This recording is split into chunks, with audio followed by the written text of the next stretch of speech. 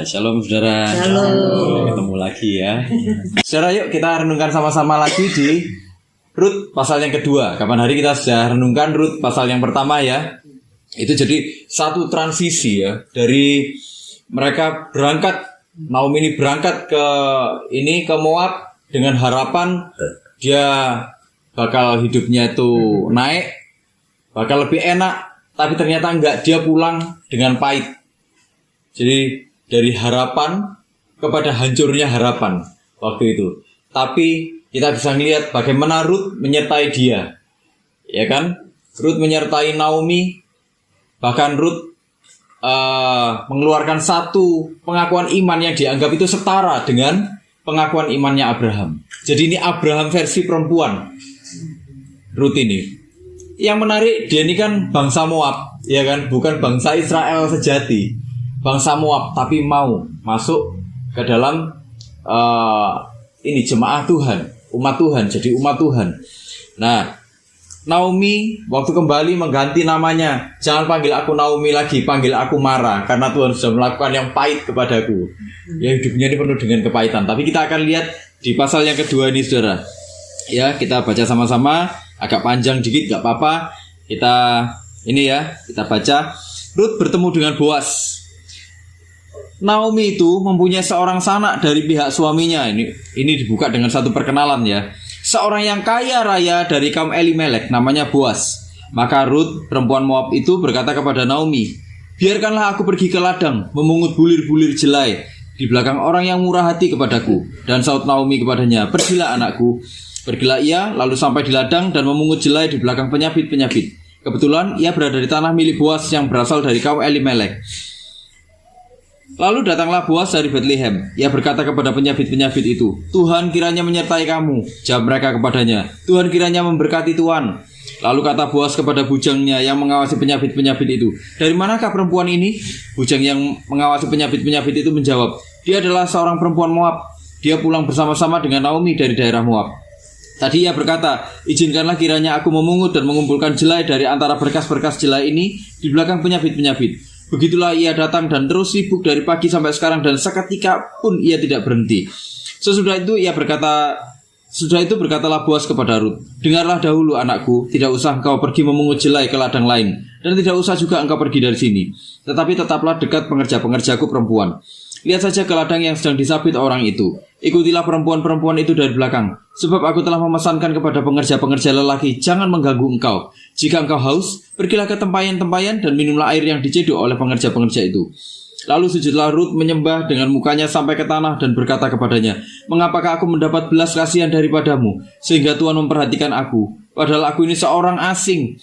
Boas menjawab, telah dikabarkan orang kepadaku dengan lengkap segala sesuatu yang engkau lakukan kepada mertuamu sesudah suamimu mati, dan bagaimana engkau meninggalkan ibu bapamu dan tanah kelahiranmu, serta pergi ke suatu bangsa yang dahulu tidak engkau kenal. Tuhan kiranya membalas perbuatanmu itu, dan kepadamu kiranya dikaruniakan upahmu sepenuhnya oleh Tuhan, Allah Israel, yang di bawah sayapnya engkau datang berlindung. Kemudian berkatalah Rut, memang aku mendapat belas kasihan daripadamu ya Tuanku, sebab Tuhan telah menghiburkan aku dan telah menenangkan hati hambamu ini, walaupun aku tidak sama seperti salah seorang hamba-hambamu perempuan. Ketika sudah waktu makan, berkatalah Boas kepadanya, datanglah kemari, makanlah roti ini, dan celupkanlah suapmu ke dalam cuka ini. Lalu duduklah ia di sisi penyabit-penyabit itu. Dan Boas mengunjukkan bertih gandum kepadanya. Maka makanlah Rut sampai kenyang, bahkan ada sisanya. Sesudah ia bangun untuk memungut pula, maka Boas memerintahkan kepada pengerja-pengerjanya, dari antara berkas-berkas itu pun ia boleh memungut, janganlah ia diganggu. Bahkan haruslah kamu dengan sengaja menarik sedikit-sedikit dari onggokan jelai itu untuk dia dan meninggalkannya, supaya dipungutnya. Janganlah berlaku kasar terhadap dia. Maka ia memungut di ladang sampai petang, lalu ia mengirik dan dipungutnya itu, dan ada kira-kira seeva jelai banyaknya, kira-kira 20 sampai 40 liter ini ya. Diangkatnya lah itu, lalu masuklah ia ke kota. Ketika mertuanya melihat apa yang dipungutnya itu, dan ketika dikeluarkannya dan diberikannya kepada mertuanya sisa yang ada setelah kenyang itu, maka berkatalah mertuanya kepadanya, di manakah engkau memungut dan di manakah engkau bekerja hari ini? Diberkatilah kiranya orang yang telah memperhatikan engkau ini. Lalu diceritakannya lah kepada mertuanya itu kepada siapa ia bekerja, katanya, nama orang pada siapa aku bekerja hari ini ialah Boas. Sesudah itu berkatalah Naomi, kepada menantunya. Diberkatilah kiranya orang itu oleh Tuhan yang rela mengaruniakan kasih setianya kepada orang-orang yang hidup dan yang mati. Lagi kata Naomi kepadanya, orang itu kaum kerabat kita. Dialah salah seorang yang wajib menebus kita.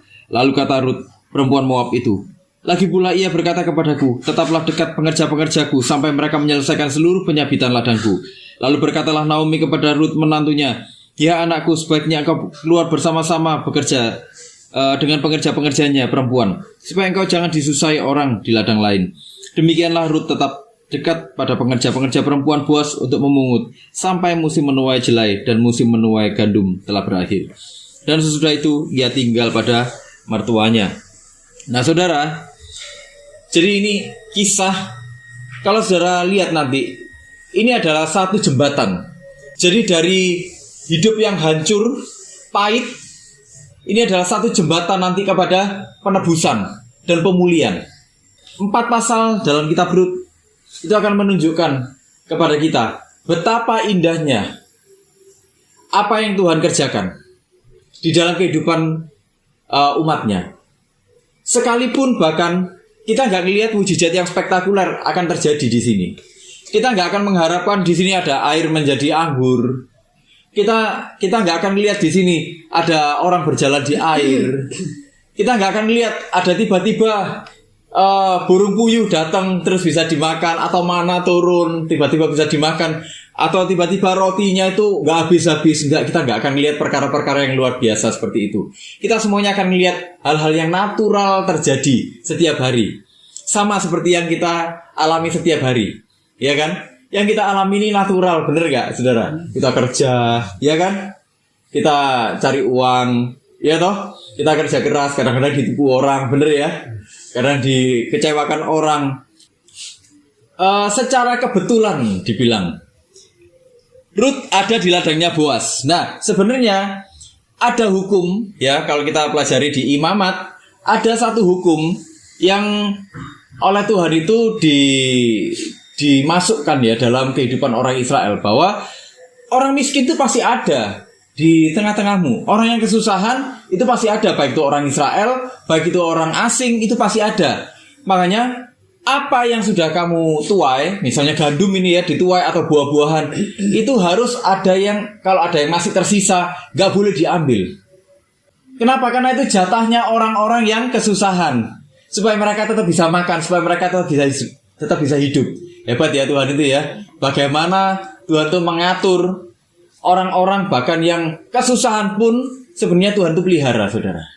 Bahkan semenjak di zaman Imamat waktu itu, di zaman Musa, Tuhan itu sudah memberi peraturan seperti itu. Nah, tapi ya dalam prakteknya hal ini sebenarnya bergantung sama tuan tanah. Itulah kenapa sebenarnya di dalam praktek masyarakat waktu itu ada diskriminasi. Orang-orang yang janda-janda gitu ya, terus orang-orang yang kesusahan, orang-orang yang lagi ada di posisi terbawah, miskin. Kadang-kadang sama tuan tanah itu nggak boleh, saudara. Kadang-kadang bahkan pekerja-pekerja itu memperlakukan orang dengan kasar. Nanti kita bisa lihat di sini, saudara. Memperlakukan orang-orang seperti itu dengan kasar. Diusir mereka, nggak boleh masuk ke tanahnya. Nah, itu loh, saudara. Ada kadang-kadang kejadian-kejadian seperti itu. Itu loh. Jadi semua itu bergantung kepada tuan tanahnya. Itu loh. Nah, statusnya Rut sebagai seorang janda, apalagi dia orang asing, itu sangat rentan, saudara. Sangat rentan. Sangat rentan mengalami pelecehan, gitu ya. Sangat rentan mengalami ancaman fisik, mengalami kekerasan, saudara ya. Sangat rentan mengalami marginalisasi. Marginalisasi itu artinya dia dipinggirkan, dia nggak dianggap, dicemooh. Betul, dicemooh orang. Nggak boleh kamu sini, kamu kan ini, kamu kan janda, kamu orang miskin, nggak boleh ke sini, gitu, nggak boleh ngambil. Nah, pada prakteknya seperti itu. Apalagi Rut ini sudah penderitaannya komplit dia, saudara. Sudah janda, orang miskin, orang asing lagi, ya, lengkap sudah penderitaannya. Kita akan lihat di ayat pertama, saudara, dibuka dengan satu perkenalan. Yang perkenalan ini kebetulan juga sebenarnya, menunjukkan satu kebetulan. Naomi itu mempunyai seorang sanak dari pihak suaminya, seorang yang kaya raya dari kaum Elimelek, namanya Boas. Ya, Boas itu pelindung. Sebenarnya semua nama di kitab Rut ini cocok dengan perannya masing-masing. Hebat ya. Bagaimana semua namanya itu bisa cocok dengan perannya di dalam kehidupan sehari-hari? Bagaimana mungkin? Kok bisa cocok semuanya? Kalau nggak Tuhan yang ngatur. Dibilang Boas, ya, ini sebuah kebetulan yang sebenarnya akan menjadi titik balik nanti. Ya, titik balik ilahi menuju penebusan. Boas itu digambarkan sebagai Ish Gibor Hayil. Itu apa artinya? Dia bukan hanya kaya, dia memang diperkenalkan sebagai orang kaya. Tapi dalam konteksnya ini, dia bukan hanya kaya, dia orang yang berdampak, saudara. Dia secara spiritual, dia dikenali baik. Integritasnya dikenali sebagai orang yang baik. Dia bukan cuma orang kaya, tapi orang kaya yang semena-mena, bukan. Dia orang kaya yang baik hati. Dia orang kaya yang murah hati. Dia orang kaya yang secara spiritual, dia sangat baik. Dia mencintai Allahnya. Itu loh. Dia mencintai orang-orang di sekelilingnya. Itulah kenapa.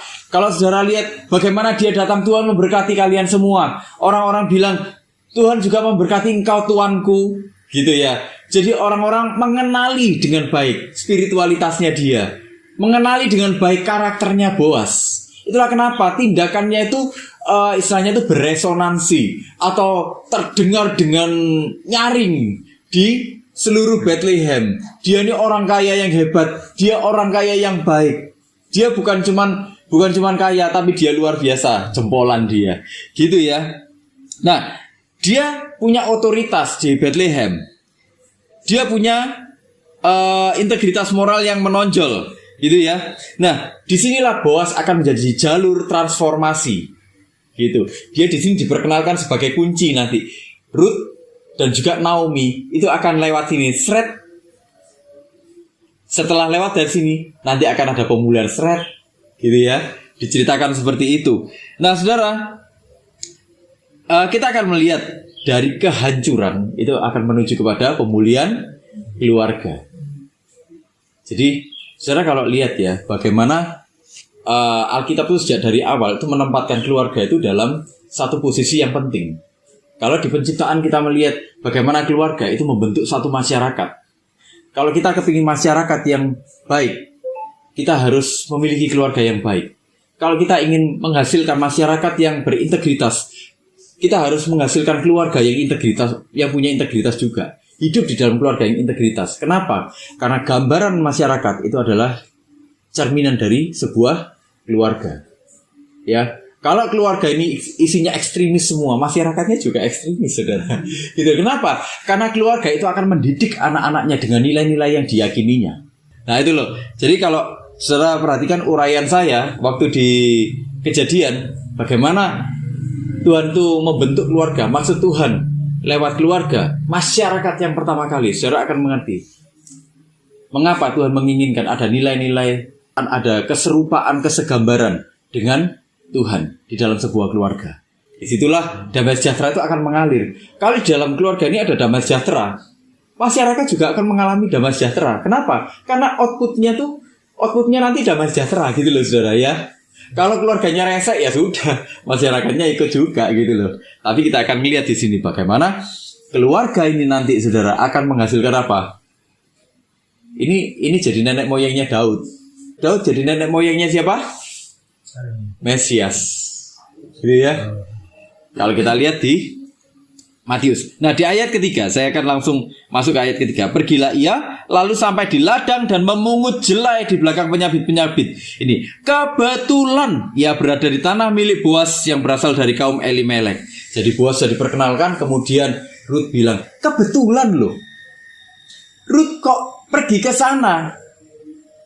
Jadi Naomi juga gak berpikir apa-apa waktu itu. Cuman Ruth bilang, "Ma, ini aku tak nyari ini ya, jelai ya." Jadi secara bedanya jelai dengan gandum. Gandum itu kelas atas, saudara. Ya, jelai itu dia barley. Jadi ini versi murahnya gandum. Kalau mau buat roti yang terbaik itu ya gandum. Tapi kalau buat roti yang murah-murah, yang untuk orang kebanyakan, itu pakai jelai. Dia bilang, aku tak memungut jelai ya Maya. Ya wes pergi yo. Naomi nggak tahu kalau Ruth ini mau pergi ke tempatnya Boas. Nanti taunya baru waktu cerita. Pergilah ke sana. Ruth ini tekun sekali. Nah, ayat ketiga bilang itu satu kebetulan. Dalam bahasa Ibrani-nya itu mikreh. Mikreh itu gini, itu memang satu kebetulan, kesempatan, itu nasib, itu peristiwa tidak terduga sama sekali. Tapi dalam konteksnya ini saudara, mikreh itu dibilang gini, dari sudut pandang manusia itu adalah satu peristiwa yang acak. Saya kalau ketemu misalnya di jalan, saya misalnya ketemu sama Bu Eva di jalan, saya lagi naik sepeda motor misalnya, terus di lampu merah ketemu Bu Eva di pinggir jalan, saya terus minggir, Bu Eva, shalom, gitu ya kan, ketemu. Seolah-olah itu satu kebetulan bagi kita manusia. Kebetulan kalau kita nggak merencanakan sama sekali, ya kan? Nah itu satu kebetulan. Nah itu dari sudut pandang manusia. Tapi dari sudut pandang Tuhan itu adalah providensi. Providensi itu penyertaan Tuhan. Itu penyertaan Tuhan. Jadi nggak ada yang kebetulan. Kelihatannya acak, tapi Tuhan itu sebenarnya mengatur. Disitulah providensi atau penyertaan Tuhan yang mempertemukan Ruth dengan Boas. Nah, jadi nggak ada yang kebetulan di sini, karena Ruth bertemu dengan Boas. Ruth menikah dengan Boas nanti pada akhirnya. Disitulah Ruth dan Boas itu jadi kakek neneknya dari Daud, ya kan? Jadi nenek moyangnya ini, iya toh. Nah, jadi artinya gini, saudara. Dalam segala sesuatu yang terjadi dalam kehidupan kita itu nggak ada yang kebetulan. Setiap kebaikan, setiap pertemuan, setiap tindakan yang terjadi itu semua sudah diatur sama Tuhan. Kadang kan kita berpikir gini, saudara, Tuhan kenapa kok aku ngalami seperti ini? Bener nggak? Kenapa kok ini aku jatuhnya tuh bukan cuman glosor Tuhan, tapi ini nyuncum terjun bebas. Kenapa? Iya kan? Dulu hidupku enak Tuhan, sekarang hidupku kok susah seperti ini, itu kenapa Tuhan? Kita kadang-kadang kan berpikir yang seperti itu, iya toh. Tapi saudara, kita harus tahu dari kitab Rut ini kita melihat bahwa sebenarnya semua itu sudah diatur oleh Tuhan sedemikian rupa. Ada maksud Tuhan. Jadi kalau kita mengalami kesulitan-kesulitan hari ini, itu pun diizinkan sama Tuhan, diatur sedemikian rupa oleh Tuhan. Berapa banyak orang mengalami kesulitan terus orang ingat sama Tuhan, saudara? Ya kan?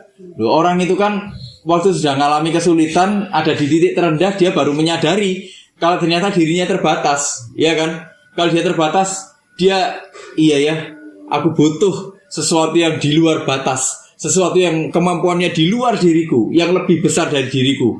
Semua orang sudah nggak bisa nolong lagi. Iya, ternyata semua orang pun ada batasnya. Hanya Tuhan yang tanpa batas yang bisa menolong. Makanya orang mulai cari Tuhan, ya kan? Bener nggak? Mulai seperti itu kan.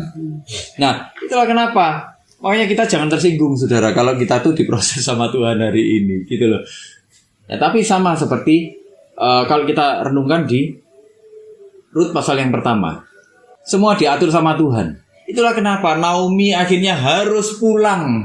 Kenapa? Supaya Rut bisa ketemu sama Boas. Kalau Naomi nggak pulang, kira-kira Rut ketemu sama Boas nggak? Nggak ketemu. Akhirnya Daud lahir nggak? Enggak, iya kan? Lahir tapi bukan dari Boas mungkin ya. Iya, mungkin bukan dari Boas. Tapi gini, Allah itu gini. Ya jadi, nah ini gini, menarik ini. Allah itu sudah menetapkan semuanya. Semenjak dari awal. Rut, ini yang namanya Rut lahir. Rut harus ketemu sama Boas. Sudah ditetapkan sama Tuhan bahwa Rut yang harus ketemu dengan Boas, bukan yang lain. Ya. Bukan Nancy, ya. Tuhan sudah menetapkan Rut harus ketemu dengan Boas, karena dari sini nanti mereka melahirkan keturunan-keturunan, nanti lahir Daud, dari Daud lahir keturunan-keturunan, lahir Sang Mesias Yesus Kristus. Jadi sama Tuhan sudah ditetapkan semuanya, sama nama-namanya sekalian. Nanti lain kali kalau kita bahas kitab Yunus, saudara, itu lebih detail lagi kita bahas ketetapan Tuhan. Saudara akan terheran-heran bagaimana semuanya itu bisa begitu detailnya. Gitu ya. Nah, disitulah artinya apa, saudara? Semua tindakan, semua yang terjadi itu punya bingkai. Bingkainya itu apa? Bingkainya itu rancangan Allah di dalam kehidupan kita. Makanya kalau saya ketemu dengan saudara-saudara semua, kita berkomunitas sampai hari ini, kita bisa saling membangun sampai hari ini. Kita bisa saling mendoakan sampai hari ini, saling mendukung sampai hari ini. Sebenarnya itu bukan satu kebetulan, tapi itu sudah ditetapkan oleh Tuhan sejak dari semula. Sony harus saling mendukung dengan Pak Pil Bu Pil. dengan Bu Eva, dengan Bro Roni, dengan Pak Roni, Bu Roni, dengan si Ana, Bu Hendro, semua sudah ditetapkan. Itulah kenapa kita bertemu hari ini, gitu loh. Ya kan? Kita bertemu hari ini. Itu bukan satu kebetulan. Nah, kenapa? Nah, gini loh saudara. Tapi bagi kita itu satu misteri. Jadi antara kebetulan dengan ketetapan Allah itu sebenarnya gini.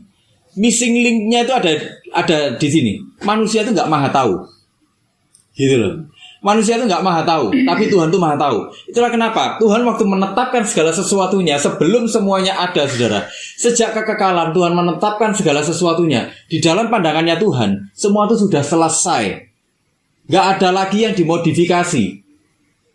Hari ini rancangan untuk saya sudah selesai. Hari ini rancangannya untuk Pak Bil, untuk semua yang ada di sini itu sudah selesai. Dalam pandangannya Tuhan gitu. Tapi kita melihat dalam sudut pandangnya manusia. Manusia itu kan kronos, saudara. Kronos itu kronologi. Kita melihatnya itu step by step. Kenapa? Karena manusia itu nggak bisa melihat semuanya secara utuh. Sementara Tuhan itu sempurna, utuh. Dia melihat semuanya itu dari awal sampai akhir. Makanya dibilang akulah alfa dan omega, yang awal dan akhir. Kenapa? Karena semenjak dari awal sampai kepada akhirnya Tuhan sudah menetapkan semuanya dan tidak ada yang dimodifikasi lagi. Semuanya sudah selesai. Makanya saya selalu bilang, kalau kita bergumul hari ini, saudara jangan menyerah. Kenapa? Karena di dalam pandangannya Tuhan semuanya itu sudah ada jalan keluarnya. Di dalam pandangannya Tuhan semuanya itu sudah selesai, sudah ada kemenangannya. Sudah ada jalannya sendiri-sendiri. Tuhan sudah bilang, oh ini nanti pergumulannya Bu Eva, nanti jalannya seperti ini. Bu Eva dituntun sampai pada kesadaran yang penuh, masuk kepada rancangan Tuhan itu. Sampai ketemu jalan keluarnya nanti. Dan Bu Eva menyadari, iya ya, rancangan Tuhan itu luar biasa ya. Aku dipimpin sampai seperti ini loh. Aku ngalami mujizat seperti ini loh. Aku ngalami pertolongan Tuhan seperti ini loh. Aku dikuatkan sama Tuhan selama dalam perjalanan seperti ini loh. Semuanya itu sudah ditetapkan oleh Tuhan, sudah diatur sedemikian rupa sama Tuhan. Jadi saudara bisa memahami ya di sini. Kenapa ini jadi misteri? Karena kita manusia nggak maha tahu. Itulah kenapa rancangannya manusia semenjak dari awal itu apa? Melekat kepada Tuhan. Karena manusia ini nggak ngerti apa-apa, saudara. Manusia ini harus melekat sama Tuhan yang ngerti segala sesuatu, gitu loh. Kalau kita melekat kepada Tuhan, itulah kenapa kita dibilang kita mengalami damai sejahtera dari Tuhan. Nggak ada ketakutan terjadi dalam hidup kita. Kita waktu jatuh dalam dosa itu ngalami ketakutan nggak? Kita dalam hidup ini pernah nggak ngalami rasa takut, saudara? Sering ya? Kenapa kok saudara ngalami rasa takut? Ayo. Kurang percaya. Kenapa kok saudara kurang percaya? Karena waktu menunggu. Waktu menunggu itu bikin stres nggak? Bikin stres ya. Kenapa kok bikin stres waktu menunggu itu? Nah betul. Ini kan kayak tebak-tebakan kan. Ini sesuai dengan harapan atau enggak? Nanti jangan-jangan kenyataannya kayak gini, nggak sesuai dengan harapan kita. Gimana ini? Manusia bisa ngerti masa depan nggak? Nggak ada yang ngerti masa depan ya. Nggak ada yang ngerti masa depan. Manusia itu ngapain di masa depan? Memprediksi. Memprediksinya berdasarkan apa? Berdasarkan pola yang berulang. Oh ini misalnya nih ya. Oh Bu Pil ini karakter nyanyinya kayak gini. Makanya saya kadang-kadang bisa nebak gini. Bu Pil pasti sebentar lagi diulang lagi ke depan. Nah itu loh. Ya kan? Atau oh ini Bu Pil sudah diulang sudah diulang ref 2 kali 3 kali. Tapi biasanya Bu Pil masih kepingin agak panjang. Pasti diulang lagi nih, sekali 2 kali lagi. Saya bisa memprediksi. Dan ternyata iya, diulang lagi sama Bu Pil. Nah itu prediksi saudara ya. Manusia nggak ada yang tahu persis masa depan. Gitu loh. Ya, nah disitulah letak missing linknya antara kebetulan dengan ketetapan Tuhan itu. Sementara Tuhan enggak. Tuhan sudah menetapkan semuanya itu di hadapan Tuhan. Semuanya sudah terjadi. Kenapa? Karena di dalam pandangannya Tuhan, semua waktunya Tuhan itu waktu sekarang, present time. Ya, saudara, present itu kan sekarang, bener nggak? Yang ada di depan sekarang. Jadi nggak ada waktu future untuk Tuhan itu. Kalau future itu kan masih tebak-tebakan, ya toh? Nah, kalau semuanya itu sudah present di hadapan Tuhan sekarang, artinya apa? Penyelesaiannya pun sudah sekarang, gitu loh. Nah, makanya saudara jangan menyerah dalam kehidupan ini. Seperti Ruth ini loh. Ruth itu pagi-pagi dia berangkat sampai sore pun pegawai-pegawainya Boas bilang, dia loh nggak berhenti sama sekali, dia nggak berhenti. Hebat dia. Nah, gitu loh ya. Jadi saudara bisa memahami ya di sini ya, antara kebetulan dengan ketetapannya Tuhan ini ya. Bisa memahami ya. Kenapa? Kok di satu sisi disebut ketetapan, di satu sisi disebut kebetulan. Ya, itulah yang terjadi pada Ruth dan Boas. Tuhan yang menetapkan untuk apa? Kebaikan. Itulah kenapa Tuhan kan bilang, Tuhan itu menetapkan segala sesuatu ya untuk apa? Mendatangkan Kebaikan. Iya. Tuhan turut bekerja di dalam segala sesuatu untuk mendatangkan kebaikan. Bagi siapa? Orang yang mengasihi Dia. Bagi orang yang mengasihi Tuhan, apapun yang terjadi dalam hidup ini, dalam sudut pandangnya Tuhan itu pasti mendatangkan kebaikan untuk umatnya. Nah, itu loh. Jadi saudara, turut bekerja itu sunergeo. Sunergeo itu mensinergikan semuanya, mengerjakan semuanya, dikerjakan bersama-sama, nggak ada satupun yang ketinggalan. Itulah kenapa, saudara, di dalam kehidupan ini, apapun yang terjadi dalam kehidupan kita sama Tuhan itu disinergikan semuanya, dikerjakan bersama-sama. Supaya apa? Mendatangkan kebaikan untuk kita. Waktu kebaikan itu terjadi dalam kehidupan kita, efeknya apa? Efeknya kita menjadi berkat untuk orang lain. Nah itu loh saudara ya. Jadi yang kita perlu kerjakan itu apa? Percaya, hanya percaya saja sama Tuhan. Bukan mandiri. Manusia semakin mandiri itu justru semakin menjauh dari Tuhan. Tapi manusia itu sering ya kelihatannya percaya sama Tuhan, tapi dia mandiri.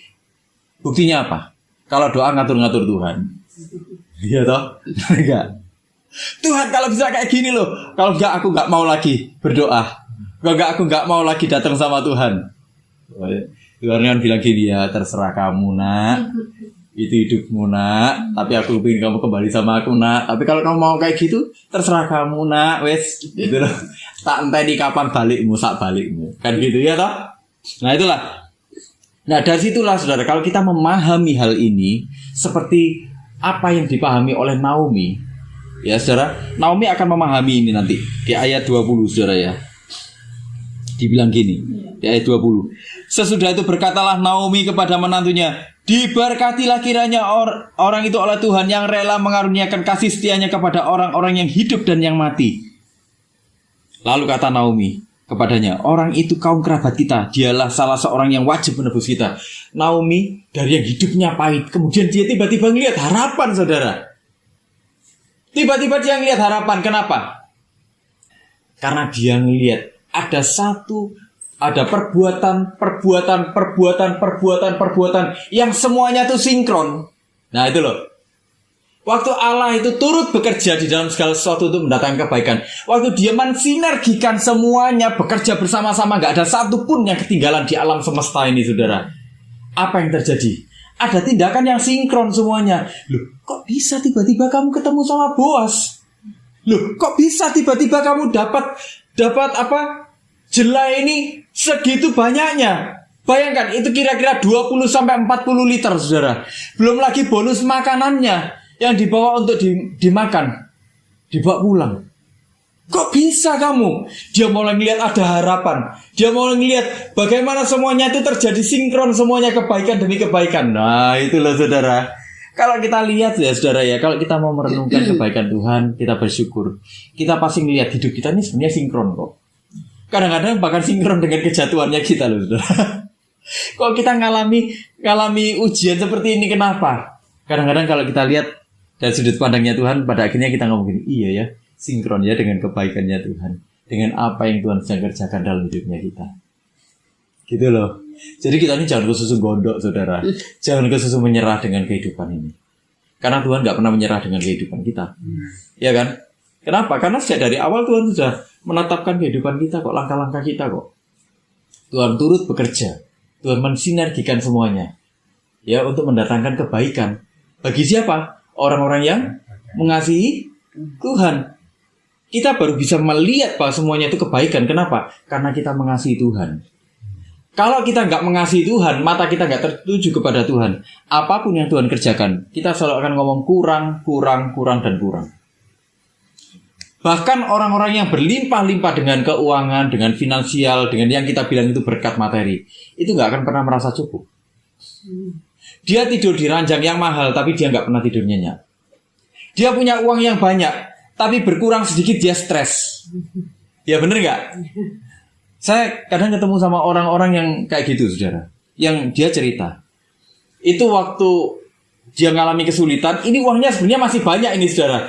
Bagi ukuran saya loh. Bagi ukuran saya sebenarnya uangnya masih banyak, masih ada simpenan dia. Simpenannya nggak sedikit, tapi dia bilang, aku stres aku. Soalnya berkurang loh, gitu loh. Iya kan? Apa kabar dengan orang-orang yang bergumul luar biasa? Yang bahkan kadang-kadang di rekeningnya tinggal 2.000 rupiah. Yang begitu di stuck untuk parkir sudah 0. Ya kan, parkir aja kurang sekarang kalau di mall berapa, ya kan? Nah itu loh saudara, apa kabar dengan yang kayak gitu?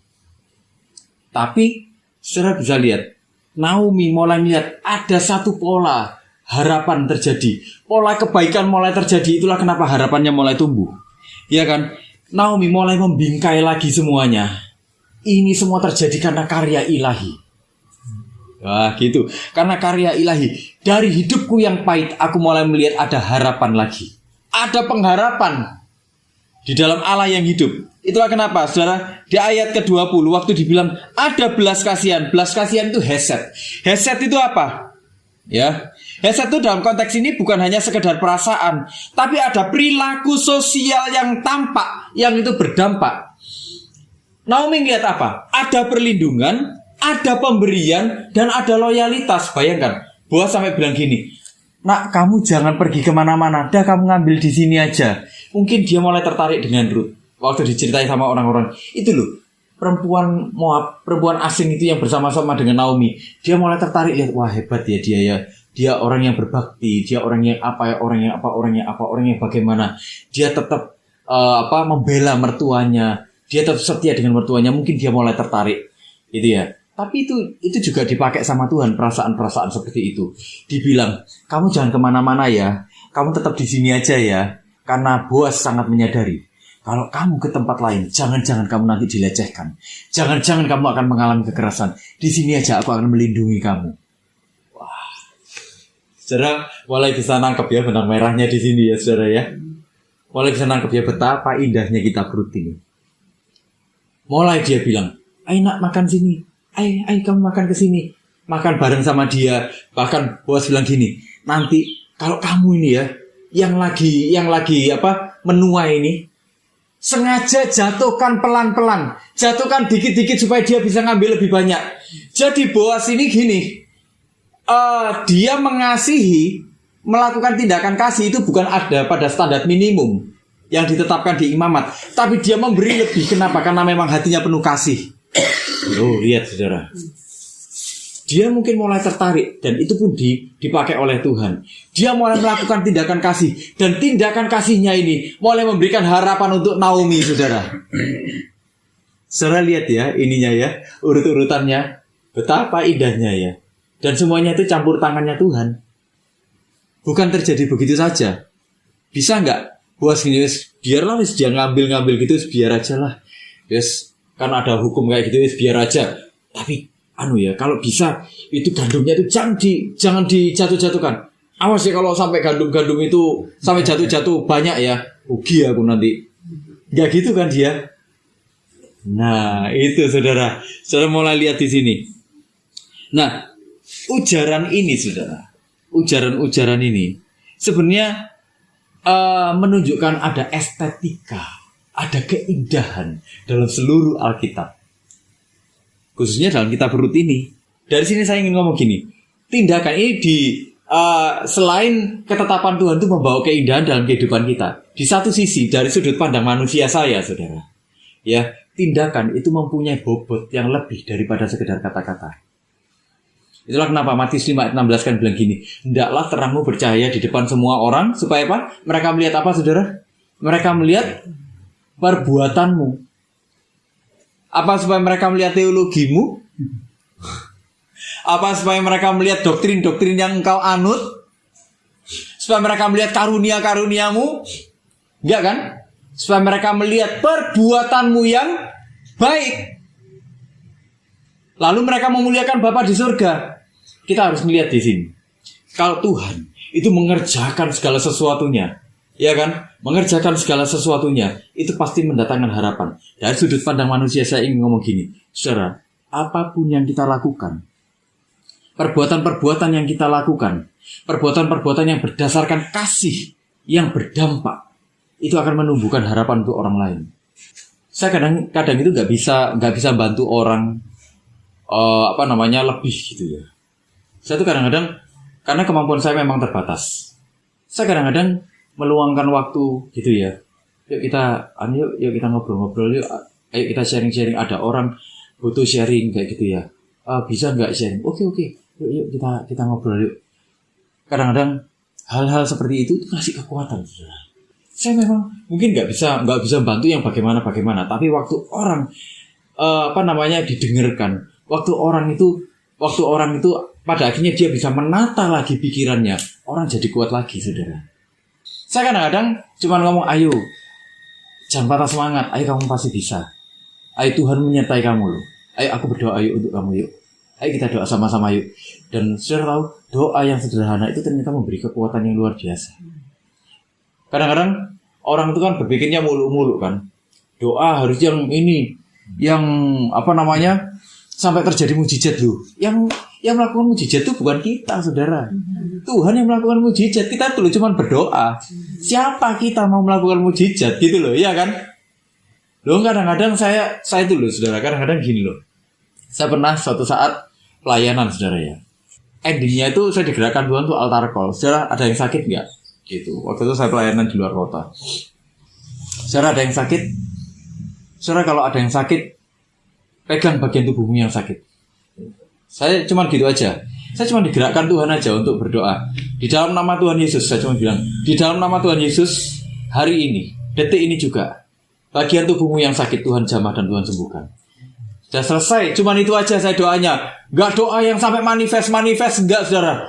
Gak doa yang sampai mujizat,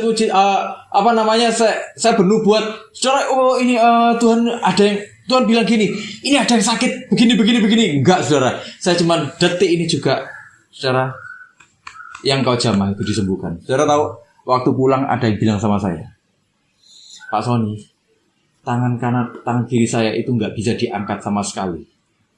Tapi tiba-tiba tadi, waktu saya pegang kayak gini, seperti ada kuasa yang mengalir dan tangan saya tiba-tiba normal lagi. Itu kuasanya siapa? Kuasanya Tuhan. Saya berdoa, cuman berdoa aja, saudara, gitu loh. Nggak ada yang spektakuler dari doa-doa saya, gitu loh. Nah itu loh kenapa makanya saudara jangan pernah ragu untuk berdoa, gitu loh ya kan. Kalau ada yang butuh bantuan doa, doakan, gitu, karena itu akan menjadi harapan. Makanya saudara kalau kita perhatikan di sini, setiap tindakan dalam kisah di bab ini menunjukkan bagaimana caranya Allah merawat orang-orang yang hancur lewat tindakan orang-orang di sekelilingnya, gitu loh. Jadi saudara, apa yang kita lakukan itu sebenarnya sejalan dengan apa yang Tuhan inginkan. Artinya apa, saudara? Waktu kita melakukan itu semuanya, tindakan-tindakan kasih, kita sebenarnya sedang dipakai oleh Tuhan. Apapun bentuknya, kalau kita melakukan segala sesuatunya dalam kasih, kita sebenarnya sedang dipakai oleh Tuhan. Dan tindakan kita itu akan menjadi sebuah titik tolak bagi orang lain untuk punya harapan lagi. Saya ingin tutup gini. Kehidupan kita tuh sebenarnya dipakai Tuhan tuh untuk memelihara hidupnya orang lain juga. Memelihara dalam artian apa? Memberikan mereka harapan-harapan. Itulah kenapa di dalam komunitas ini khususnya saya ingin, saudara, yuk kita sama-sama memberikan harapan. Yuk kita sama-sama saling menguatkan. Yuk kalau kita ada yang lemah, yuk jangan sungkan-sungkan. Jangan ragu-ragu untuk kita saling menguatkan. Untuk kita saling ngobrol. Gitu loh. Karena kita ada. Itu bukan cuma untuk pajangan aja, saudara. Karena kita ada, itu untuk saling menguatkan satu dengan yang lainnya. Kalau saudara kuat, kalau kita semuanya kuat, disitulah kita akan bisa memberkati orang. Kalau kita lemah, bagaimana kita bisa menjadi berkat, saudara? Iya kan?